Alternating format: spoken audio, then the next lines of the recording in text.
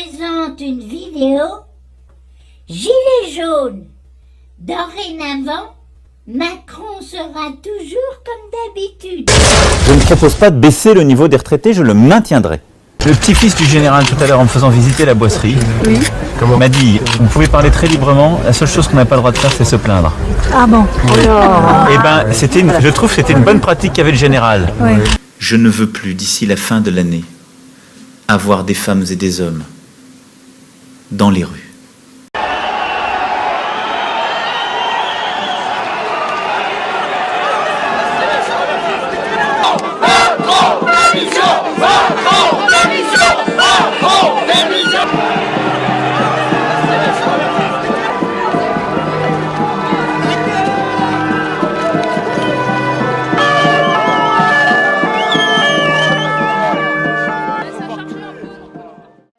Les événements de ces dernières semaines dans l'Hexagone et Outre-mer ont profondément troublé la nation. Ils ont mêlé des revendications légitimes et un enchaînement de violences inadmissibles. Et je veux vous le dire d'emblée, ces violences ne bénéficieront d'aucune indulgence. Aucune colère ne justifie qu'on s'attaque à un policier, à un gendarme, qu'on dégrade un commerce ou des bâtiments publics.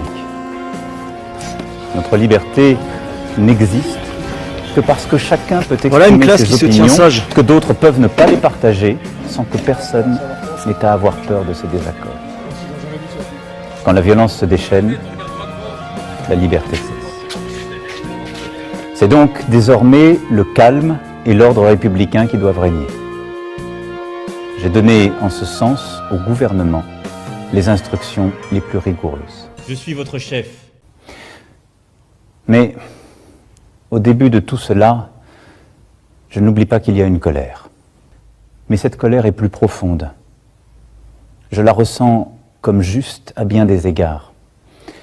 Et elle peut être notre chance. C'est celle du couple de salariés qui ne finit pas le mois et se lève chaque jour tôt et revient tard pour aller travailler loin. C'est celle de la mère de famille, célibataire, veuve ou divorcée, qui ne vit même plus, qui n'a pas les moyens de faire garder les enfants et d'améliorer ses fins de mois, et n'a plus d'espoir. Sans doute n'avons-nous pas su depuis 1 an et demi y apporter une réponse suffisamment rapide et forte. Je prends ma part de cette responsabilité. Il a pu m'arriver de vous donner le sentiment que ce n'était pas mon souci, que j'avais d'autres priorités. Je sais aussi qu'il m'est arrivé de blesser certains d'entre vous par mes propos.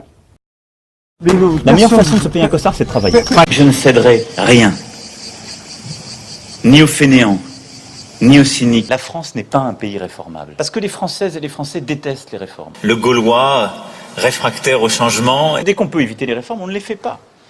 C'est un peuple qui déteste cela. C'est un peuple qui déteste cela. Il y a dans cette société une majorité de femmes. Il y en a qui sont, pour beaucoup, illettrés. C'est un lieu où on croise les gens qui réussissent et les gens qui ne sont rien. C'est un lieu où on croise les gens qui réussissent et les gens qui ne sont rien. Je veux ce soir être très clair avec vous. Si je me suis battu pour bousculer le système politique en place, les habitudes, les hypocrisies, c'est précisément parce que je crois plus que tout dans notre pays et que je l'aime. Parce que c'est en pressentant cette crise que je me suis présenté à votre suffrage pour réconcilier et entraîner, et que je n'ai pas oublié cet engagement et cette nécessité.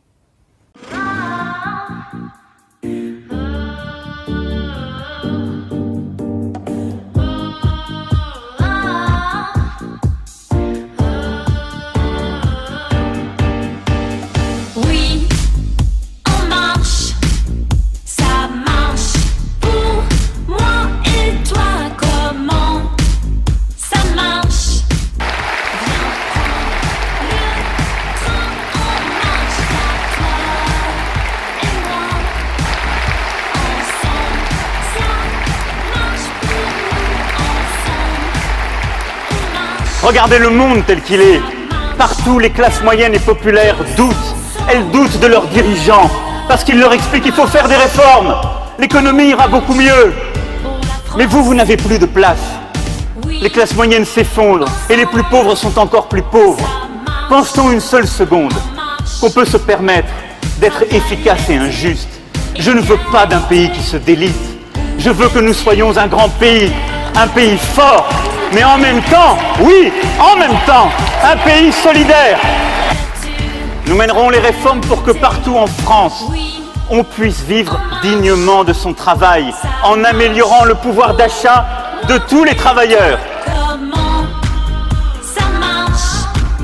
Viens, prends le train en marche, car toi et moi, ensemble, ça marche pour nous, ensemble, on marche.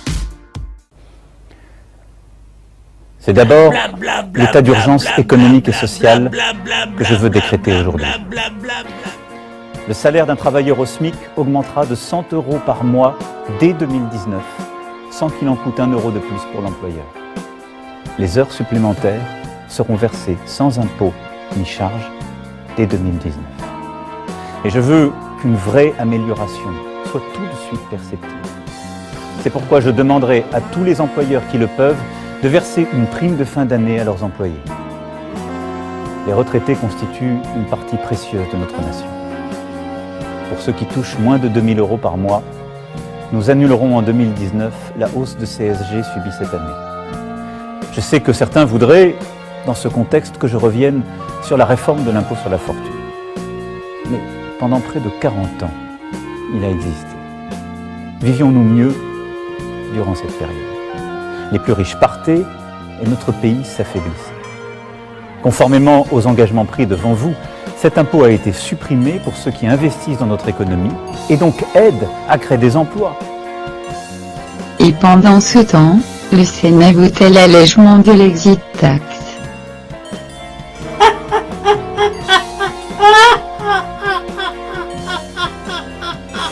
C'était bon, je les ai bien eus.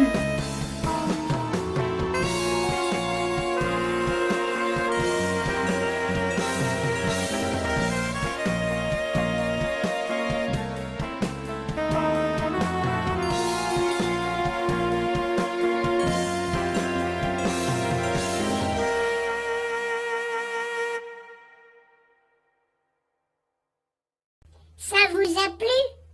Alors, faites un like. Merci et à la prochaine.